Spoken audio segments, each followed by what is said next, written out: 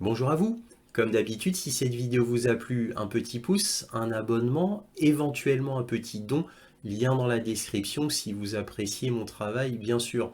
Aussi, n'hésitez pas à partager mes vidéos afin que cette chaîne soit mieux connue. Merci à tous pour tout cela. Donc là, ce bulletin va être un petit peu particulier parce que je suis obligé quand même de vous parler de ce qui s'est passé entre Israël et l'Iran, hein.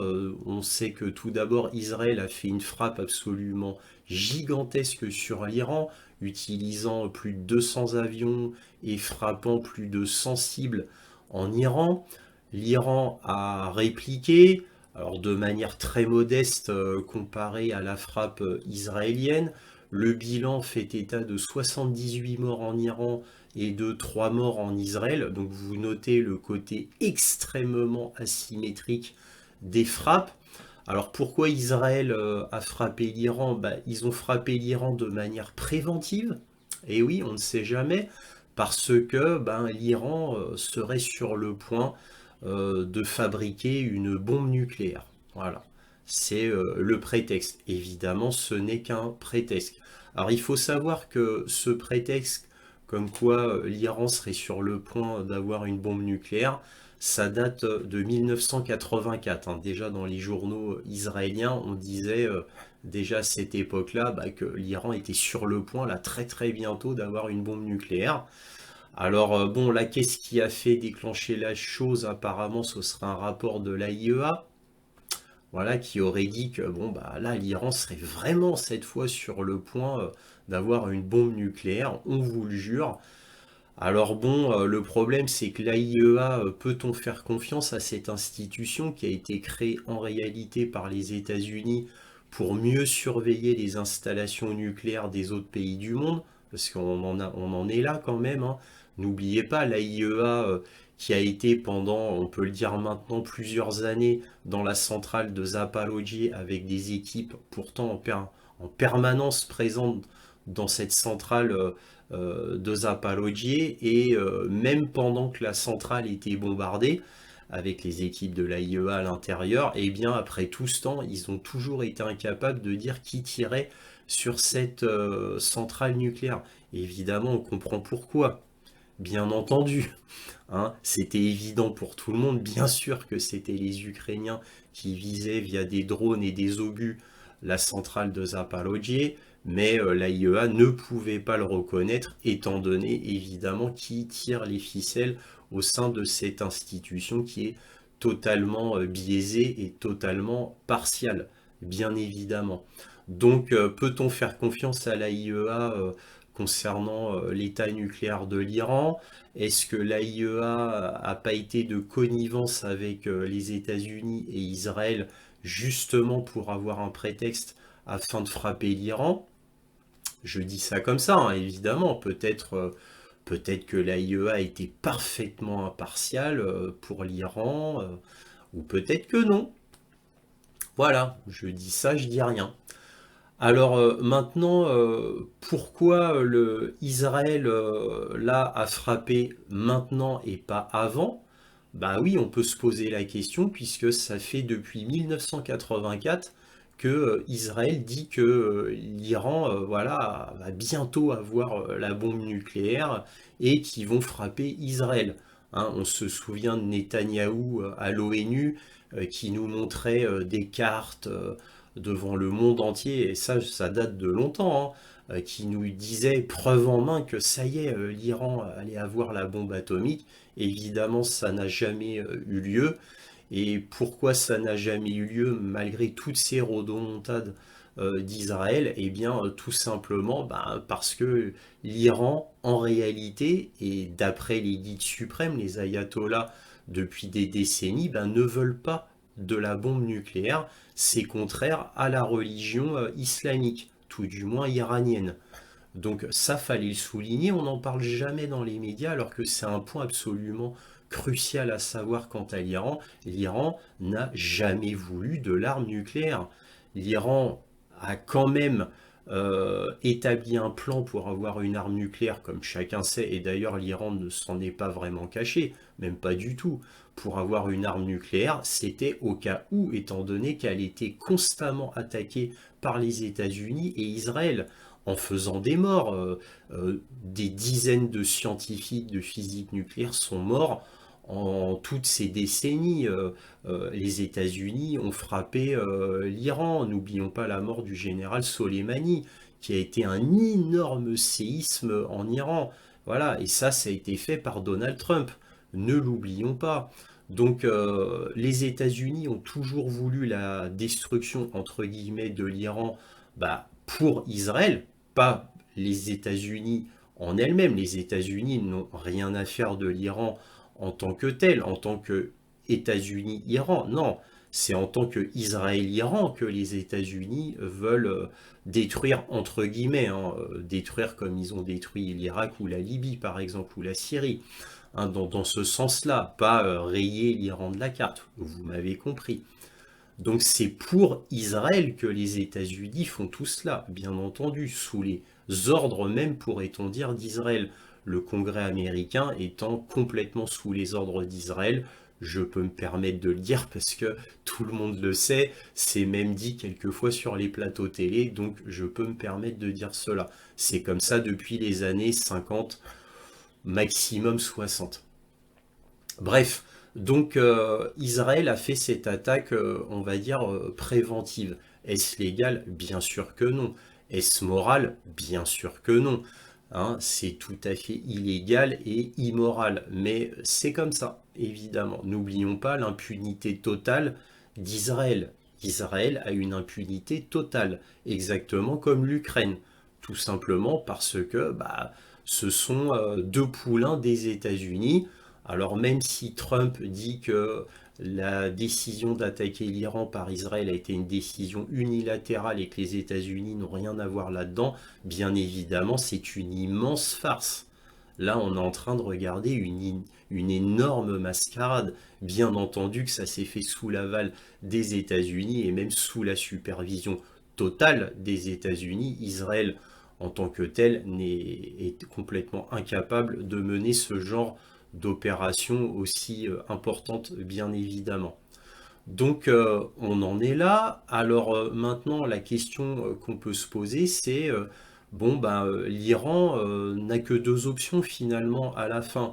Soit elle réplique de manière petit bras, c'est-à-dire exactement ce qu'elle vient de faire, et exactement comme elle l'a fait précédemment. Souvenez-vous de cette frappe importante sur l'ambassade iranienne en Syrie via des F-35. Eh bien, l'Iran a été obligé de répliquer. Elle a répliqué de manière relativement massive, mais elle a averti les États-Unis, elle a bien dit que ce serait une frappe, bon, entre guillemets, symbolique, c'est-à-dire il y aurait beaucoup de missiles tirés, mais qui ferait relativement peu de dégâts, et c'est ce qui s'est passé. Donc l'Iran se la joue très diplomatique en réalité. Elle ne faisait que le strict minimum en riposte. Et là, c'est ce qu'elle a encore fait. Voilà. Alors pourquoi l'Iran fait toujours cela? Pourquoi elle se la joue toujours petit bras alors qu'elle pourrait faire beaucoup plus? C'est pour la raison toute simple que l'Iran veut se débarrasser des sanctions américaines, bien entendu. Et comme l'Iran veut se débarrasser de ces sanctions qui étouffent totalement le pays et qui fragilisent même la politique même du pays, les politiciens même, et peut-être même le guide suprême, l'ayatollah Khamenei, eh bien, ils veulent que tout cela cesse et ils veulent être un pays qu'on laisse tranquille et qu'on donne, qu'il y ait une certaine prospérité en Iran. C'est tout ce qu'ils veulent, les Iraniens. Mais les États-Unis ne le veulent pas parce que pour eux, l'Iran reste une menace envers Israël. Voilà. Tout du moins, c'est ce qu'ils s'imaginent. Bien sûr, parce que Israël, évidemment, a toujours considéré l'Iran comme l'archi-ennemi. Voilà. Alors que l'Iran, il va de soi, n'aurait jamais embêté Israël si l'Iran était totalement libre. Encore une fois, l'Iran a proposé à plusieurs reprises aux États-Unis de ne pas faire de nucléaire militaire. Bon, mais par contre, qu'elle fasse un nucléaire civil, comme c'est le cas dans tous les pays du monde, qui ont le droit de faire du nucléaire civil, pourquoi pas l'Iran, mais dans ces cas-là, si elle renonce à son nucléaire militaire, que les sanctions soient levées. Or, les États-Unis n'ont jamais voulu lever ces sanctions, et l'ennemi le plus acharné américain contre l'Iran, bah, c'est Donald Trump. Depuis toujours. Donald Trump, c'est son rêve le plus cher, qu'il n'existe plus d'Iran comme il n'existe plus de Palestine. Ça, c'est le rêve le plus cher de Trump. En réalité, des États-Unis, hein, démocrates ou républicains, ça a toujours été comme ça dans la réalité, quel que soit le président. Mais bon, Trump, lui, il est vraiment à fond pour détruire l'Iran et la Palestine afin que Israël ramasse absolument tout sur son passage, c'est-à-dire bah, qu'elle puisse enfin se débarrasser de l'Iran et qu'elle puisse enfin prendre toute la Palestine. C'est le rêve le plus cher des États-Unis et évidemment d'Israël, sachant que le plus grand rêve d'Israël, c'est en premier la destruction de l'Iran. Et le deuxième rêve, c'est la prise de la Palestine. La prise de la Palestine, eh bien, Israël est en train de réaliser cette victoire. Maintenant, il ne restait plus que l'Iran, hein. Ça fait 30 ans que les États-Unis rêvent de bombarder l'Iran. Ça a même été démontré par un très haut général de l'OTAN, hein, Wesley Clark, le général Wesley Clark, qui nous avait montré les feuilles officielle du département de la Défense, comme quoi l'Iran devait être le 7e pays du Moyen-Orient que les États-Unis devaient bombarder. L'Iran s'en est toujours échappé, et là, évidemment, c'est plus le cas maintenant. Bon, en tous les cas, j'en finis là hein, avant de revenir sur le point sur l'Ukraine. En tous les cas, l'Iran n'a que deux options maintenant. Soit il continue à la jouer petit bras et c'en sera fini de l'Iran parce que les États-Unis-Israël verront un état de faiblesse de l'Iran qui n'ose pas utiliser tous ses drones et tous ses missiles pour faire un énorme coup contre Israël afin de, entre guillemets, de se faire respecter à l'échelle internationale. Donc Israël et les États-Unis verront que l'Iran, c'est comme d'habitude, n'a pas le courage d'aller jusqu'au bout, malgré les rodomontades perpétuelles de l'Iran en disant « Oh là là, ça y est, cette fois c'est fini, on va détruire Israël, ça y est, cette fois c'est fini, on va écraser Israël ». Bon bref, on connaît les rodomontades de l'Iran qui, à la fin, accouchent d'une souris comme d'habitude. Donc là, apparemment, l'Iran refait un coup à l'iranienne, c'est-à-dire ne fait quasiment rien, à part le minimum syndical. Donc soit il continue dans cette option et c'en est fini de l'Iran, parce que là, apparemment, avec Donald Trump au pouvoir, Donald Trump va pouvoir en profiter. Ça y est, il y a eu le prétexte de l'AIEA, ils vont s'engouffrer dans cette brèche de faiblesse iranienne pour enfin se débarrasser de l'Iran définitivement. Là, ça y est, euh, on est dans un génocide à Gaza. Là, maintenant, il n'y a plus de règles internationales depuis très longtemps, comme on l'a vu aussi avec l'Ukraine. Il n'y a plus de règles internationales du tout. Maintenant, c'est la loi du plus fort à l'échelle internationale. Donc maintenant, tant qu'à faire, autant aller jusqu'au bout. Qui va arrêter les États-Unis et Israël? Absolument personne, bien entendu. Personne ne va bouger le moindre petit doigt pour l'Iran, comme pour la Palestine, bien évidemment. Voilà. Ou alors, l'Iran peut se la jouer très courageuse, voire téméraire, et balancer des centaines, voire des milliers de drones, et ensuite des centaines de missiles, pour ne pas dire des milliers de missiles, c'est-à-dire tout ce qu'ils ont, entre guillemets. Et là, ils pourraient très bien détruire Israël s'ils le voulaient, tout du moins en frappant uniquement les sites stratégiques militaires, histoire quand même d'avoir un petit pied dans la légalité internationale et aussi dans la morale de l'affaire, même si du côté israélien, il n'y a aucune morale, eux ils détruisent tout et n'importe quoi, encore une fois à l'image d'Israël, hein, l'analogie de l'Ukraine, pardon, l'analogie est parfaite. Donc l'Iran pourrait très bien faire cela, mais ce sera un point de non-retour. C'est un coup de poker. Ça veut dire que soit tout d'un coup, Israël et les États-Unis prennent peur et tout d'un coup se mettent à respecter l'Iran, et peut-être que l'Iran se fera entendre en disant levez toutes les sanctions contre l'Iran. Nous, on n'a jamais voulu l'arme nucléaire. Les ayatollahs ont toujours refusé l'arme nucléaire, mais l'ont quand même fait. Voilà, quand même pour la survie de l'État, mais uniquement pour la survie de l'État, c'est-à-dire de continuer ses recherches là-dessus. Et alors donc lever toutes les sanctions, nous on n'utilisera que le nucléaire civil, on n'a aucun intérêt à ce que l'Iran soit en guerre, nous ce qu'on veut c'est que la prospérité. Et peut-être que cette fois le message sera entendu parce que les États-Unis et Israël auront pris peur du fait d'une grosse destruction israélienne.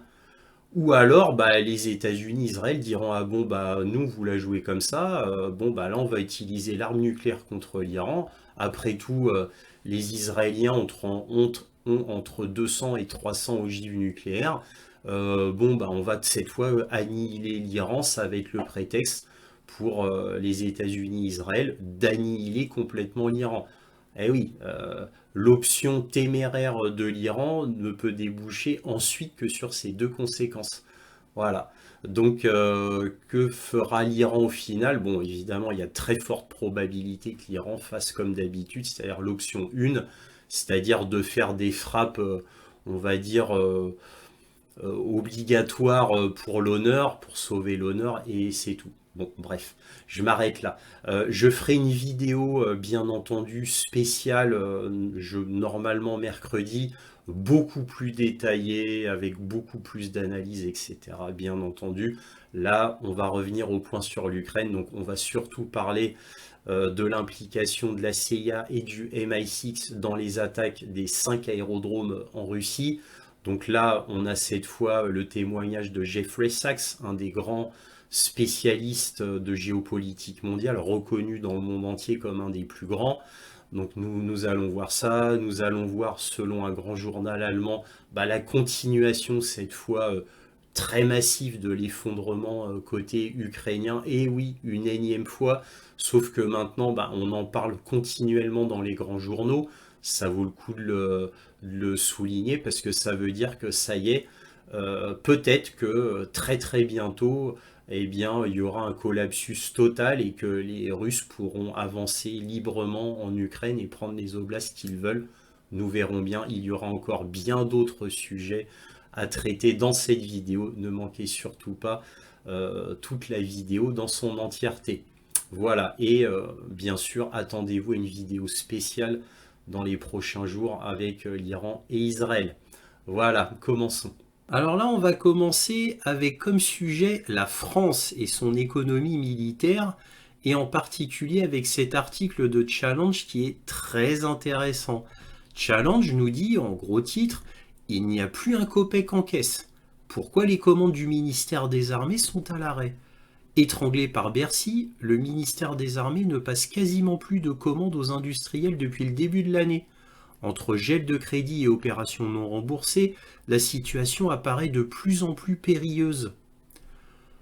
Dans la défense comme ailleurs, il y a les grands discours et il y a la réalité. Quelques semaines à peine après les promesses de hausse massive du budget militaire, Macron évoquant 3,5% du PIB contre 2% actuellement, et Sébastien Lecornu un budget de 90 à 100 milliards au lieu des 50 milliards actuels. Les industriels français de la défense se réveillent avec une sacrée gueule de bois. Depuis le début de l'année, aucune ou presque des commandes majeures prévues en 2025 n'a été officiellement signée par la Direction Générale de l'Armement, la DGA. Tiens, bah comment cela se fait-il? Eh bien tout simplement parce que déjà la France a été attaquée entre guillemets par Standard & Poor's et d'autres encore institutions financières internationales, comme quoi la gestion de notre économie était mauvaise, sans compter une dette nationale vertigineuse et qui en plus est sur la mauvaise pente, C'est-à-dire que la tendance est très mauvaise. Voilà pourquoi, malgré qu'il n'y ait plus d'argent et les rodomontades du gouvernement français à cause de ce qui s'est passé en Ukraine, puisque évidemment l'origine de tout cela, c'est l'Ukraine, eh bien on en arrive là, avec une armée qui en réalité est à l'os. Et attendez, ce n'est pas fini. Maintenant, on va aller un petit peu plus dans le détail avec un article du Financial Times qui nous dit la hausse des dépenses de défense de la France menacée par la dette nationale élevée. Donc ça, c'est ce dont on vient juste de parler. Macron veut renforcer son armée alors que les États-Unis se retirent de l'Europe, mais doit faire face à des coûts d'emprunt élevés. Et oui, là est le problème. Qu'est-ce que j'ai noté d'intéressant ? Si la France veut rester un leader militaire en Europe, nous devons montrer l'exemple par nos actes, pas seulement par nos paroles, a déclaré Dominique Delègue, sénateur du Parti conservateur Les Républicains. Un rapport de Delègue a révélé que le financement de l'Ukraine et le déploiement de troupes françaises sur le flanc est de l'OTAN avaient entraîné des dépassements de coûts en 2024, incitant le ministère des Forces armées à retarder le paiement de factures d'environ 8 milliards d'euros. Donc en plus, les entreprises deviennent échaudées puisqu'on commence à être très mauvais payeur. Alors bon, le ministère des Forces armées a toujours été mauvais payeur. Sauf que là, on est dans l'extrême. Donc au bout d'un moment, les industriels ne voudront carrément plus travailler avec le ministère des Forces armées.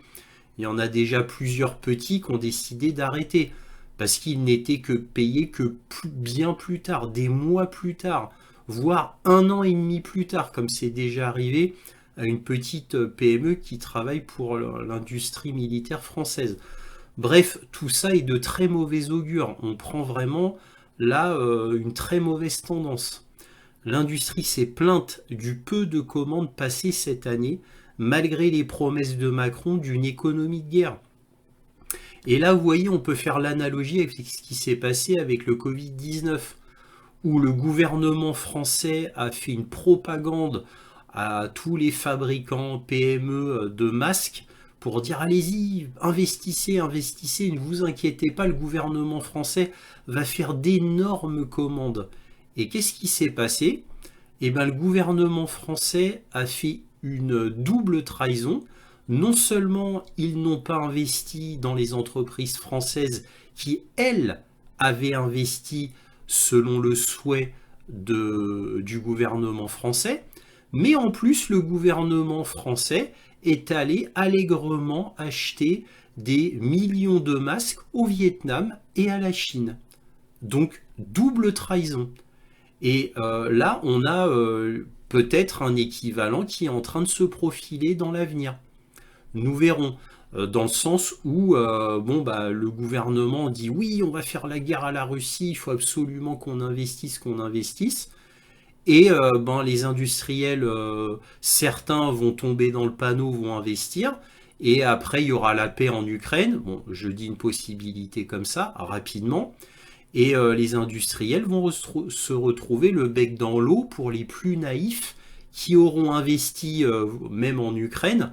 Comme là, Renault apparemment serait en train de le faire pour la fabrication de drones en Ukraine. Et puis tout d'un coup, le gouvernement français qui leur dira vous comprenez, là c'est la paix, on a une dette absolument énorme, vous comprenez, on ne peut pas vous faire de commandes, vous comprenez, pas avant au moins 10 ou 15 ans. Mais vous comprenez, la situation est très difficile pour la France. Voilà.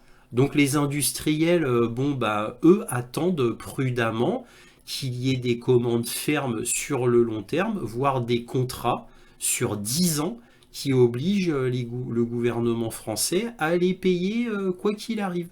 Voilà. Sauf que le gouvernement français, bien entendu, ne veut pas signer ce genre de contrat. Et oui, donc là, c'est un cercle vicieux. Et je ne sais pas comment le gouvernement français va faire. Voilà, donc là on a, fidèle à sa position pro-européenne, Macron a appelé l'Union européenne à aller plus loin pour aider les États membres à se réarmer. Parce que oui, il y a la menace russe qui veut envahir l'Europe. Et il faut absolument se réarmer massivement pour contrer l'armée russe qui déferlera, d'après les Allemands, d'après Pistorius, qui a dit en 2028, en 2030, bah, l'armée russe voudra envahir l'Europe. Et oui. Et ça, c'est pris très sérieusement par les Pays-Bas, la Suède, la Finlande, la France, le Royaume-Uni, la Pologne, etc., etc. Ah oui, là, faut se réarmer, hein. Quitte à ruiner le pays. Ah oui, oui, là, ça vaut le coup, hein. Ça vaut le coup de ruiner le pays, complètement, pour des décennies. Ah, ça vaut le coup, hein. Après le fait qu'on ait fait le Covid et qu'on ait déjà ruiné les pays européens, après que les États-Unis aient fait sauter les Nord Stream, ce qui a encore plus ruiné l'Europe et fait une crise énergétique, là, on va faire une triple crise économique pour une menace fantôme que sont les Russes qui vont déferler sur l'Europe. Vous voyez la folie? Mais c'est comme ça. Je finis, dans le cadre du plan de l'Union européenne, les pays peuvent obtenir une suspension temporaire des plafonds de déficit de l'UE afin d'augmenter leurs dépenses militaires jusqu'à 1,5% du PIB. Fin avril, 16 pays ont demandé de bénéficier de la clause dérogatoire nationale, dont l'Allemagne et la Pologne. Mais la France n'a actuellement aucune intention de le faire, a déclaré le responsable, car elle craint d'effrayer les investisseurs obligataires et d'augmenter les coûts d'intérêt déjà élevés. Bien entendu, c'est une mécanique économique bien huilée, très prévisible. Bon, la France, là, ne fait pas un suicide, mais elle a déjà fait un demi-suicide avant. Et l'Allemagne et la Pologne prennent exactement le même chemin que la France. Voilà, ils prennent exactement le même chemin que la France. C'est-à-dire que bientôt, l'Allemagne et la Pologne seront ruinés, entre guillemets, dans le sens qu'ils auront une dette absolument gigantesque. Comment vont-ils faire pour résorber la dette? Ben, on ne saura pas. Mais connaissant l'Allemagne et la Pologne, n'oublions pas que Merz vient d'être élu. On a tous qu'au pouvoir en Pologne, hein, des fous de guerre tous les deux. Donc il y aura une synergie de folie de la guerre avec Macron et Starmer. Là, une synergie se fera. Hein, ils vont s'auto-exciter face à la menace fantôme russe et ils vont investir toujours plus, quoi qu'il se passe. Quitte à détruire littéralement leur pays, ils le feront parce que l'État profond le commande. Et c'est comme ça. Et le peuple ne pourra rien faire. Parce que même s'il y a des élections, par exemple en Allemagne, on va prendre l'exemple de l'Allemagne avec l'AfD qui, par exemple, serait sur le chemin de la victoire étant donné l'état catastrophique de l'Allemagne, eh bien l'Allemagne fera comme la France a fait en Roumanie. C'est-à-dire truquer totalement les élections afin que l'AfD ne passe pas. Voilà, et c'est ce qui s'est passé en France 2 fois d'affilée avec Macron, en truquant les élections, afin que Marine Le Pen ne puisse jamais être élue. Voilà, le fameux plafond de verre qui est en réalité un plafond de verre artificiel, bien évidemment. Et toutes les combines seront utilisées pour arrêter l'AfD, tout comme toutes les combines seront en 2027 en France, seront utilisées pour arrêter Marine Le Pen, éventuellement Bardella. Vous voyez? Donc voilà, on en est là maintenant. Regardez ce qui s'est passé en Géorgie. Bon, ça a échoué à un cheveu en Géorgie. Par contre, ils ont réussi en Moldavie et ils ont magnifiquement réussi en Roumanie. Vous voyez? Donc évidemment, ce sera la même chose en France, en Allemagne, etc. Bien entendu. Comme nous l'a promis Thierry Breton. Thierry Breton nous avait promis ce genre de scénario.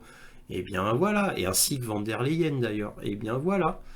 Et ils sont honnêtes au moins, ils tiennent leurs promesses.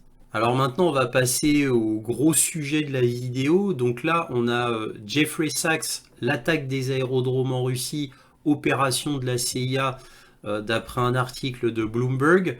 Donc l'attaque terroriste de l'Ukraine sur des aérodromes en Russie était une opération des agences de renseignement occidentales, a déclaré Jeffrey Sachs, directeur du Centre pour le développement durable de l'Université de Columbia, New York, dans une interview au journaliste Tucker Carlson. Il s'agit d'une opération des services de renseignement occidentaux. Tout d'abord la CIA, sans aucun doute, n'informe pas la Maison-Blanche de beaucoup de choses, en partie parce qu'elle a une tradition de déni. La CIA commet des actes extrêmement dangereux depuis des décennies sans en informer le président, prétextant qu'il vaut mieux que le président n'en soit pas informé, car nous avons besoin qu'il puisse nier les faits, a déclaré Sachs. Alors, donc, quand on regarde ce que dit Jeffrey Sachs chez Tucker Carlson, donc bien évidemment, il parle de la CIA et il parle aussi de l'implication du MI6. Alors, d'après lui, pour tout ce qui est CIA, c'est la supervision globale absolument générale, hein, puisque l'opération a duré 18 mois, donc ça s'est fait sous l'ère Biden. Et ça s'est fait avec le MI6, apparemment, qui aurait été les petites mains sur place. La CIA permettant de donner les informations satellitaires et, je le répète, la supervision globale de toute l'opération qui était une énorme opération. Et d'après Jacques Beau, et uniquement Jacques Beau, parce que je n'ai pas eu d'autres informations, d'après Jacques Beau, il y aurait eu aussi l'intervention du BND, c'est-à-dire les services secrets allemands. Alors concernant la BND, moi je n'ai rien lu, des rapports que je lis, des articles de journaux à l'international ou de blogueurs russes, etc. Mais Jacques Beau étant quelqu'un de très bien informé, j'ai envie de vous dire pourquoi pas, d'autant plus que le BND est extrêmement impliqué avec la CIA et le MI6 bien entendu en Ukraine depuis toujours, que le BND avait été extrêmement impliqué avec la CIA lors de la guerre de Yougoslavie, donc j'ai envie de vous dire, ce serait tout à fait naturel. N'oublions pas aussi, bien évidemment, les renseignements et les services secrets français, qui sont toujours là. Bon, eux, ils sont les derniers dans ces affaires, mais ils sont là, hein, ils donnent leur petit coup de main, bien évidemment. Donc là, ce qu'on apprend sur la CIA, rien d'étonnant, hein, bien entendu.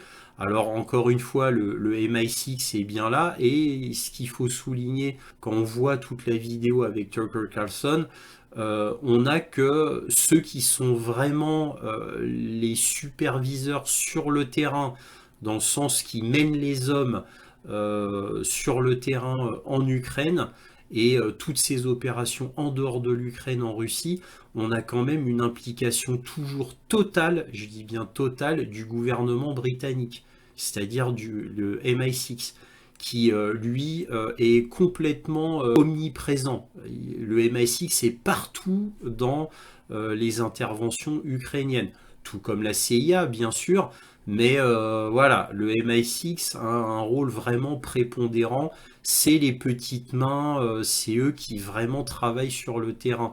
C'est pas eux les grands décideurs, ça reste la CIA bien entendu, c'est les États-Unis qui décident bien entendu, mais on a une présence extrême du MI6 dans tous les coups fourrés ukrainiens, ainsi que l'amélioration des missiles ukrainiens, les mises à jour des missiles ukrainiens ou les évolutions des drones ukrainiens.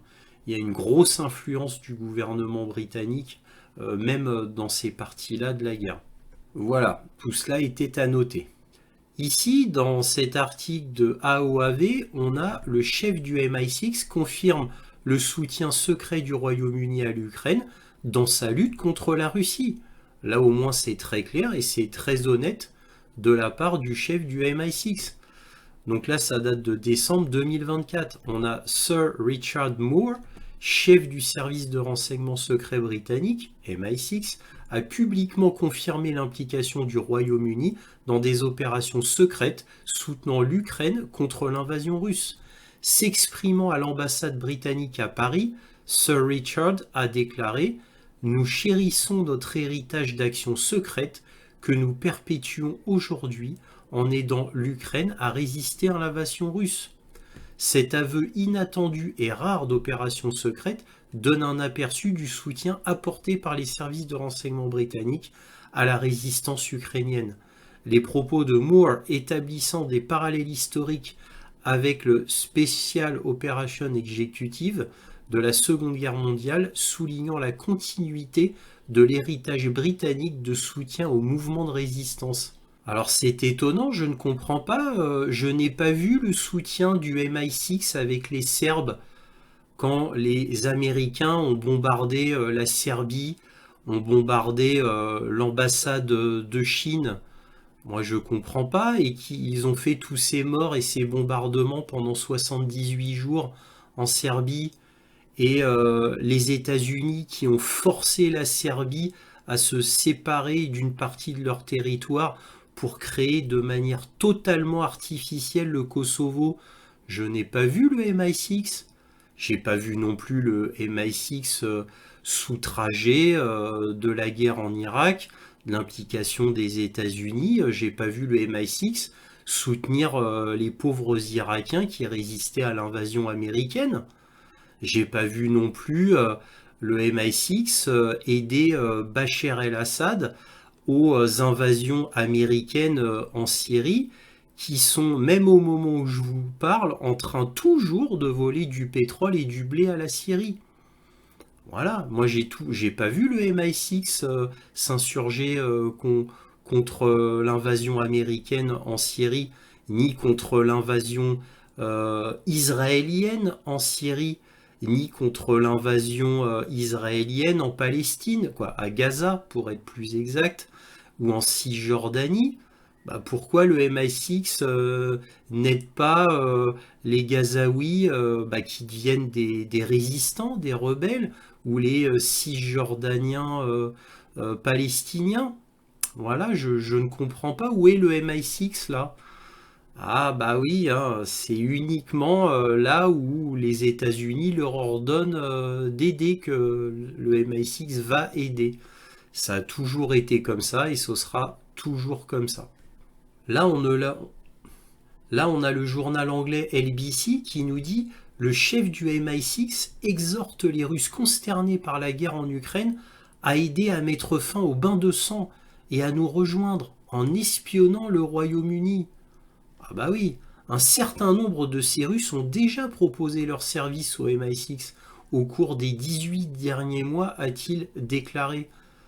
Ah bah là au moins on voit très clairement que le MI6, l'Angleterre, est très très très anti-russe. Car vous voyez ce genre de choses, normalement on ne le révèle pas à un média.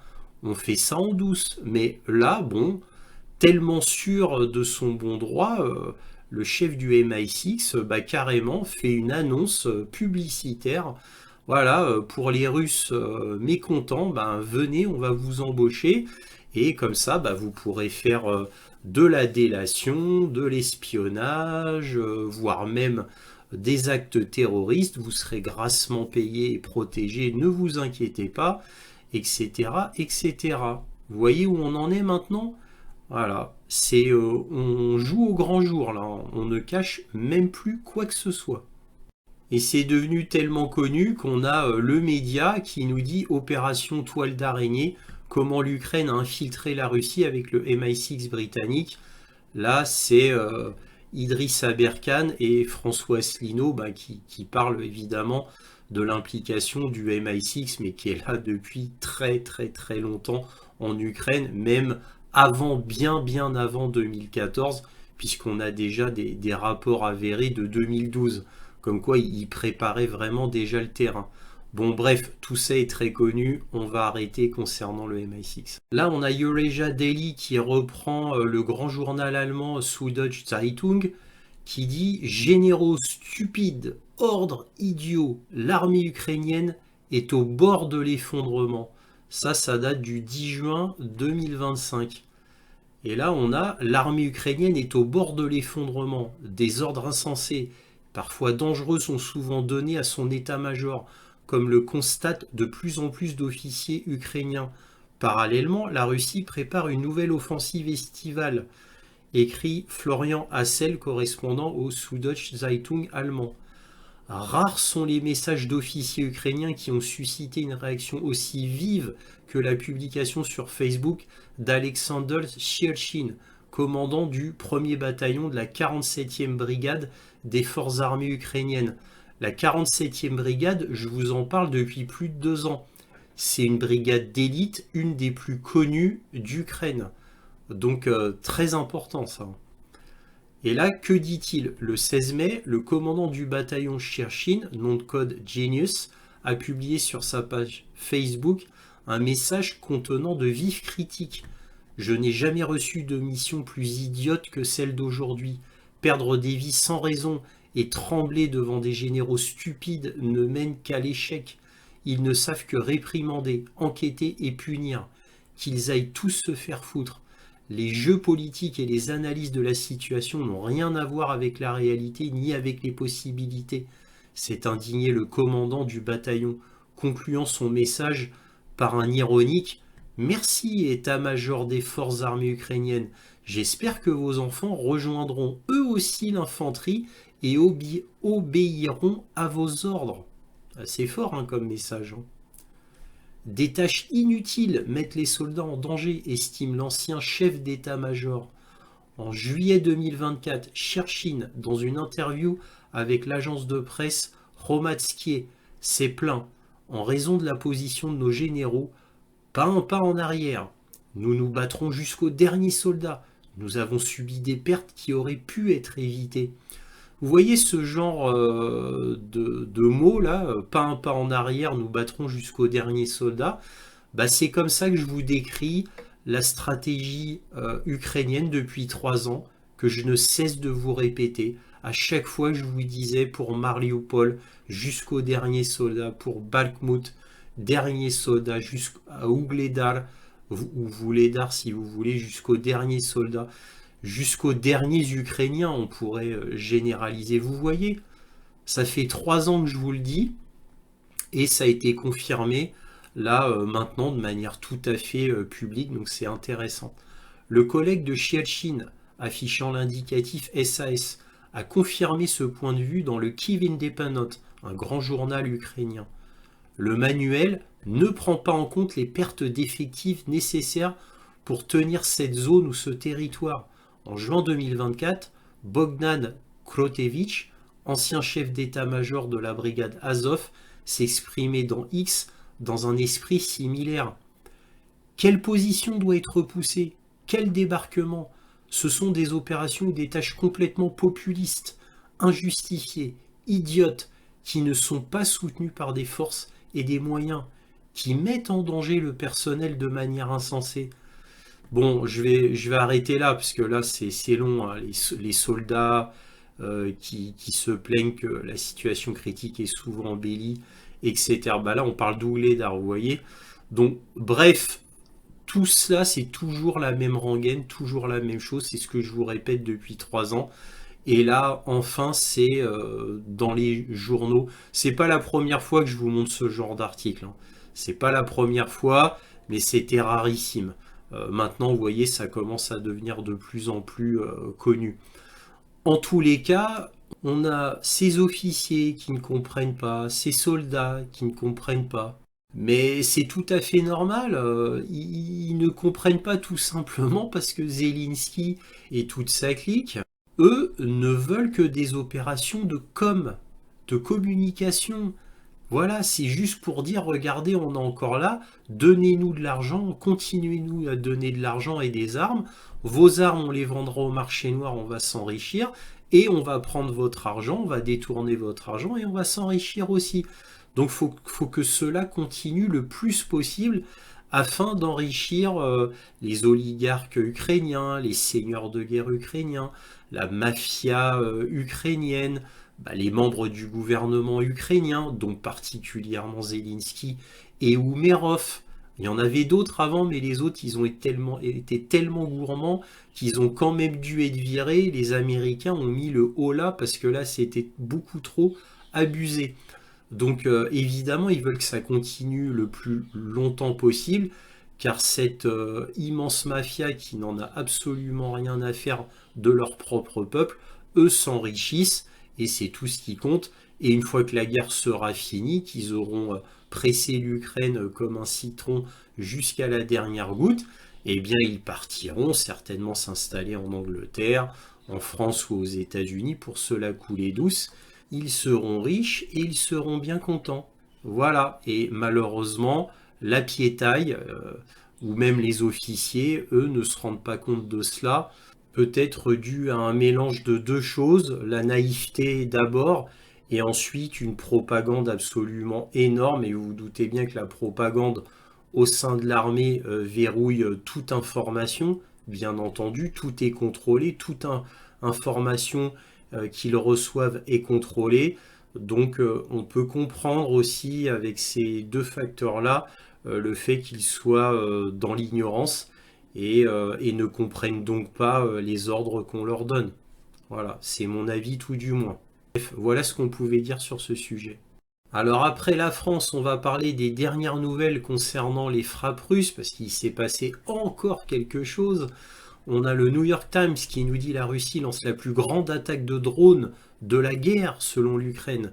L'attaque a utilisé près de 500 drones et missiles, battant un record établi quelques jours plus tôt, alors que la Russie tente de submerger les défenses aériennes de l'Ukraine qui ont abattu la plupart des armes.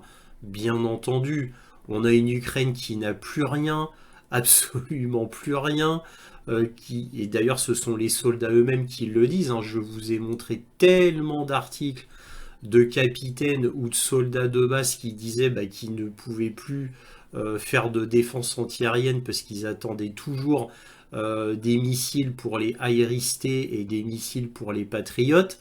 Ouais, et pourtant là ils ont jamais autant arrêté de missiles et de drones, si l'on en croit ce que dit l'Ukraine. Le 1er juin, au petit matin, l'armée de l'air ukrainienne a annoncé que la Russie avait lancé 472 drones et 7 missiles dans la nuit. Les responsables ukrainiens ont qualifié cet assaut combiné de plus important sur le pays depuis le début de la guerre. Avant l'aube du 5 juin, la Russie a lancé 407 drones et leurs, près de 40 missiles, 38 exactement, et 6 missiles balistiques sur des villes d'Ukraine. Une attaque que Moscou a présentée comme une riposte aux frappes contre des bases aériennes russes. Cette attaque est la deuxième plus importante de la guerre. Lundi, l'armée de l'air ukrainienne a annoncé que la Russie avait lancé 479 drones et 20 missiles pendant la nuit, établissant un nouveau record pour le plus important barrage de drones depuis le début de la guerre il y a plus de 3 ans. La plupart ont été interceptés, bien sûr, mais 10 frappes ont été enregistrées selon l'armée de l'air. Voilà, la plupart ont été interceptés. Les drones, hein, là on parle, hein, 479. Ah, mais il y en a 10 qui ont frappé sur les 479. Alors là, c'est comment prendre les gens pour des idiots. Je crois que là, on ne peut pas faire plus fort que l'armée de l'air ukrainienne. Là, je crois qu'on ne peut pas faire plus fort. Ils n'ont jamais autant épuisé leur système antiaérien, étant donné qu'ils ont subi moult et moult assauts russes de drones et de missiles dans les derniers mois. Déjà, ça fait plusieurs mois que c'est comme ça, que c'est intensif, puisque avant, on en parlait dans les points sur l'Ukraine et la carte militaire d'Ukraine. Maintenant, je vous en parle même plus, sauf que quand on bat des records, ou si c'est vraiment ultra massif.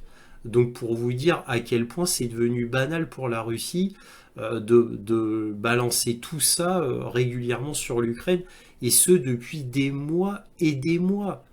Donc, et bien entendu, je vous ai montré moult et moult articles de soldats ukrainiens, de capitaines ukrainiens, bref, d'officiers en général, qui se plaignent qu'ils n'ont plus de missiles Patriot, plus de missiles aéristés, plus de missiles pour le Crotal.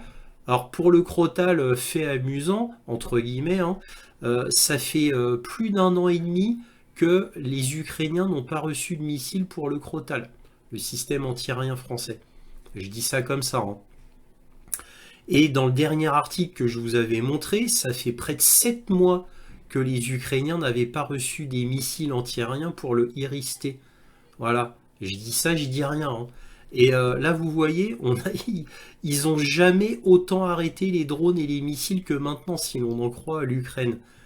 C'est vraiment prendre les gens pour des imbéciles, mais de manière cosmique, hein. Voilà, et bon, c'est dans la manière ukrainienne, vous allez me dire, plus ils sont dos au mur, plus ils mentent. Sauf que là, ça en devient vraiment absurde et ridicule. Vous allez me dire, on a l'habitude. En tous les cas, les Russes, eux, Bah, il manque pas de drones, il manque pas de missiles apparemment, ils frappent toujours. Et bien entendu, bah, ça va de pair avec l'effondrement du front que l'on voit. Évidemment, tout va de pair, hein. Il y a une interaction complète entre les frappes des Russes et l'effondrement ukrainien, hein. Et on a un petit peu trop oublié aussi la crise énergétique en Ukraine. Il manque de gaz, il manque de pétrole, il manque d'électricité, tout simplement. Ça, il faut quand même le rappeler, hein. N'oublions pas que Zelensky avait dit que 80% de l'électricité ukrainienne manquait. Ça, c'était les dires de Zelensky. Ne l'oublions pas, il n'y a pas si longtemps que cela, hein. Peut-être 2, 3 mois, quelque chose comme ça. Vous voyez? Donc là, tout est cohérent en réalité. Dans la même veine, on a le journal Le Temps qui nous dit sur le front ukrainien, l'épuisement des soldats. Nous n'en pouvons plus de voir mourir nos camarades.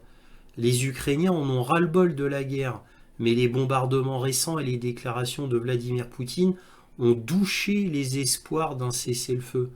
Bah oui, bien évidemment. Donc là, c'était au 29 mai 2025. Et bien évidemment aussi, ce désespoir ne fera que s'accentuer. Et en réalité, l'Ukraine est sous perfusion depuis longtemps. Elle tient parce qu'elle a un nombre considérable de mercenaires qui vient de l'international. Elle a un nombre considérable d'armes qui lui sont livrées par l'Union européenne, les États-Unis. Enfin, l'aide considérable, bien évidemment, de tous les moyens militaires des forces de l'OTAN, que ça soit concernant les renseignements, la logistique et même les hommes. Et oui, en réalité, il ne faut pas se voiler la face. Il y a bien sûr des soldats de plusieurs pays comme les États-Unis, le Royaume-Uni, la France, l'Allemagne, la Pologne, la Roumanie, la Tchéquie, etc., de véritables soldats de ces pays-là qui sont bien sûr, et depuis longtemps, en Ukraine, comme chacun sait d'ailleurs. Donc elle est vraiment sous perfusion, c'est complètement artificiel le fait qu'elle tienne encore. Évidemment, cela ne pourra pas durer éternellement. On le voit, l'élastique qui a été trop étiré commence à craquer. Dans la même veine, on a Politico qui nous dit Routeux, chef de l'OTAN, nous sommes tous sur le flanc oriental maintenant. Alors bien sûr, il n'y a pas de coïncidence vis-à-vis de l'article précédent, bien sûr. Le chef de l'alliance militaire plaide en faveur d'une augmentation gargantuesque des dépenses de défense alors que Vladimir Poutine est aux aguets. C'est lui, Marc Rutte. Le secrétaire général de l'OTAN, Marc Rutte, a exhorté lundi les alliés à augmenter massivement les dépenses de défense et à construire davantage d'armes, tout en avertissant que le président russe Vladimir Poutine pourrait lancer une attaque d'ici 2030. Assez précis, hein. La Russie pourrait être prête à recourir à la force militaire contre l'OTAN d'ici 5 ans. Ne nous leurrons pas, nous sommes tous sur le flanc oriental désormais, a déclaré Marc Rutte lors d'un discours à Chatham House, Londres, en référence à la portée des missiles russes. Le fait est que nous avons besoin d'un bond en avant dans notre défense collective. Le fait est que nous devons disposer de davantage de force et de capacité pour mettre pleinement en œuvre nos plans de défense. Le fait est que le danger ne disparaîtra pas, même avec la fin de la guerre en Ukraine, a-t-il ajouté. Donc vous voyez, il veut la guerre, il veut la guerre. Donc pour lui, la fin de la guerre en Ukraine ne signifie pas une nouvelle ère de paix. Non, c'est juste reculer pour mieux sauter afin de mieux faire la guerre après. Vous voyez? Bah oui, sinon il ne dirait pas ça. Donc le fait de toujours dire qu'il y aura toujours une épée de Damoclès russe, c'est pour instiller l'angoisse et la peur dans la population de l'Europe ad vitam aeternam, hein, j'ai envie de vous dire, hein. Bah oui, c'est comme ça qu'on contrôle mieux les peuples, en leur instillant la peur, hein. Le contrôle par la peur, il n'y a rien de mieux, hein. N'oublions pas le fameux virus d'il y a quelque temps. On peut tout faire en instillant la peur dans la population. On peut tout faire. Après, il manque plus qu'à bien contrôler les médias. Chose que évidemment l'OTAN maîtrise à merveille. Ici un article assez inquiétant de Newsweek qui nous dit: la Russie ne mettra pas fin à la guerre en Ukraine tant que l'OTAN ne réduira pas son flanc oriental, c'est-à-dire ses troupes en Lituanie, en Slovénie, etc., dans les pays baltes, hein, par exemple, ou même en Finlande. Voilà, selon Moscou. Et qui dit ça? C'est Sergei Ryabkov, vice-ministre russe des Affaires étrangères. Bon, il fait partie du gouvernement russe. C'est pas une grosse pointure, hein, c'est pas annoncé par Lavrov, Vladimir Poutine, Medvedev ou autre, mais quand même, on peut le croire, bien sûr, on peut le croire. Donc tout ça est assez inquiétant. Ici, Military Watch Magazine qui nous dit: les nouveaux F-16 ukrainiens ont-ils abattu un Sukhoi 35 super flanqueur russe près de Koursk? Donc ça date du 10 juin. Alors bon, je vous brise le suspense tout de suite. Military Watch Magazine dit qu'il n'y croit pas. Il n'y croit pas du tout même. Bref, bien que le Sukhoi 35 ait été utilisé intensivement en opération aérienne et ait remporté de nombreuses victoires contre des chasseurs ukrainiens MiG-29 et Sukhoi 27, souvent à un rythme élevé lors d'engagements de haute intensité, il n'a jamais subi de pertes en combat aérien. La flotte de chasseurs ukrainienne n'avait auparavant enregistré aucune victoire confirmée contre des chasseurs russes. Donc là, ce serait le Sukhoi 35 qui est tombé à terre, abattu, on ne sait pas, près de Koursk. Il s'agit de modèles du début des années 1980. Donc là, on parle du fameux F-16. Hein. De quel modèle il s'agit? Donc là, on précise bien que c'est un vieux F-16 qui n'a quasiment pas été modernisé depuis 1980. Donc modernisé avec parcimonie. Ces chasseurs reposent non seulement sur des radars à balayage mécanique obsolètes, mais sont également dépourvus du système de liaison de données ligne 16, ce qui limite considérablement leur capacité à opérer en réseau avec d'autres moyens. Ces F-16 vieillissants étant déjà largement considérés comme largement surpassés par le Sukhoi 27, le meilleur chasseur de supériorité aérienne de l'Union soviétique de l'époque. L'écart de capacité entre eux et les Sukhoi 35 modernes étant encore plus important. Le 3 juin, le porte-parole de l'armée de l'air ukrainienne, Yuri Ignat, a déclaré à ce propos: malheureusement, la Russie dispose aujourd'hui d'avions à réaction dont la portée est supérieure et de missiles dont la portée est supérieure, même comparé au F-16. Il dispose également de puissantes défenses aériennes qui fonctionnent en tandem avec l'aviation. Ignat avait déjà déploré en mars, je cite, les modifications apportées par l'Ukraine ne permettent pas de rivaliser à armes égales dans une bataille aérienne. Nous avons besoin d'une approche globale, car le Sukhoi 35 russe est un avion relativement récent. Cela comprend une défense aérienne au sol, des systèmes de guerre électroniques et idéalement un radar aéroporté, type AWACS par exemple. Les radars embarqués par nos avions et nos missiles air-air sont également essentiels. Les déploiements denses de systèmes de défense aérienne terrestre russes et le contrôle aérien à proximité des lignes de front ont été l'un des principaux facteurs qui ont conduit l'armée de l'air ukrainienne à déployer ces chasseurs loin derrière les lignes de front, où ils servent de plateforme de lancement pour des attaques de missiles longue portée. Oui, comme ça a été décrit très bien par Ed Schuat, pour ceux qui connaissent ce youtubeur. Cependant, même déployés de cette manière, les F-16 ont subi des pertes lors d'attaques de missiles longue portée.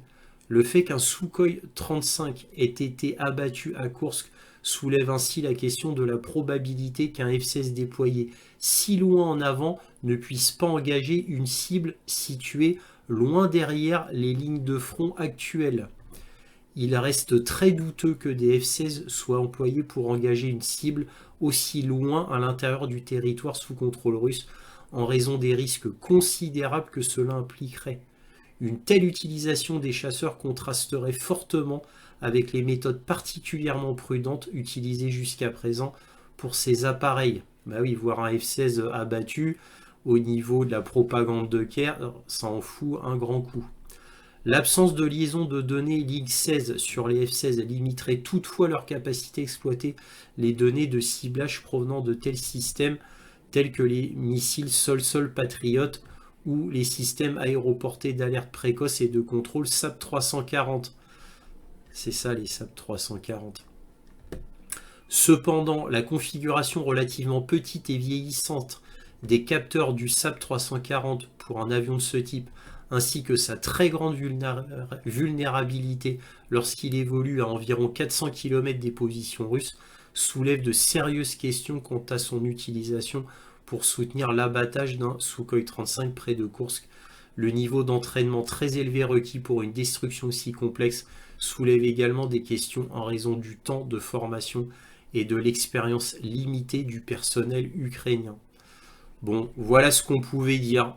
Alors, évidemment, rien n'est impossible, hein. Il peut y avoir eu une erreur humaine colossale, etc. Mais bon, là, Military Watch Magazine n'y croit pas. Moi, je n'y crois pas, bien sûr aussi, parce que ce n'est pas du tout logique, ça n'a aucune cohérence, sauf, encore une fois, une erreur humaine gravissime de la part des Russes, plus une action très hardie de la part des Ukrainiens. Il faudrait ces deux facteurs pour donner une explication cohérente.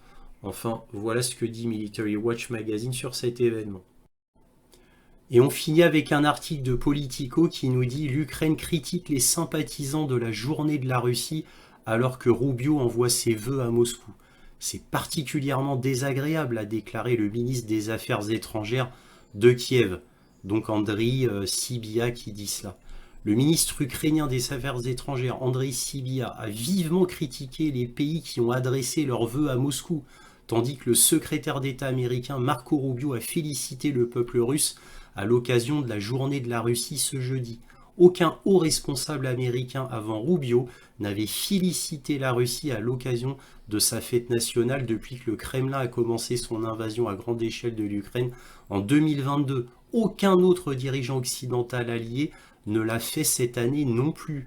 Sybiha a déclaré lors d'une réunion à Rome qu'il était particulièrement désagréable pour lui de lire les félicitations publiques de certains pays à l'agresseur russe, bien qu'il n'ait pas nommé spécifiquement les pays en question.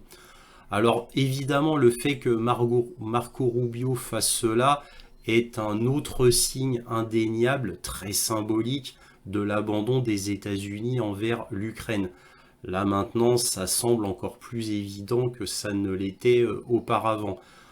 Les États-Unis, là, vont se consacrer encore plus qu'avant à Israël. Et n'oublions pas, en tâche de fond, qui est très important, ce qui se passe à Taïwan vis-à-vis de la Chine. N'oublions pas que l'ennemi numéro 1 des États-Unis, le véritable ennemi, c'est la Chine. En second, c'est l'Iran. Et en troisième, c'est la Russie, comme je ne cesse de vous le répéter depuis des années. Donc là, je le répète encore une fois, pour rafraîchir la mémoire. Donc là, étant donné en plus ce qu'utilise Israël contre l'Iran, et peut-être que la guerre va encore durer avec l'Iran, bien que je pense que la guerre Iran-Israël ne durera que peu de temps, tout simplement parce que les deux parties ne peuvent pas se permettre une longue guerre. On n'est pas avec l'OTAN contre la Russie vis-à-vis de cette guerre par procuration avec l'Ukraine. On n'est pas du tout dans le même cadre. Donc même si ça dure pas longtemps, ça va coûter de manière colossale aux États-Unis et à Israël. Donc ça ne durera pas très longtemps à mon avis. En tous les cas, bref, là pour revenir à l'Ukraine, là on sent vraiment l'abandon symbolique, tout du moins ici très clair, des États-Unis. Voilà, si cette vidéo vous a plu, un petit pouce, un abonnement, éventuellement un petit don, lien dans la description. Merci à tous pour votre soutien. N'hésitez pas à partager mes vidéos afin que cette chaîne soit mieux connue. Merci encore à tous et toujours, soyez curieux.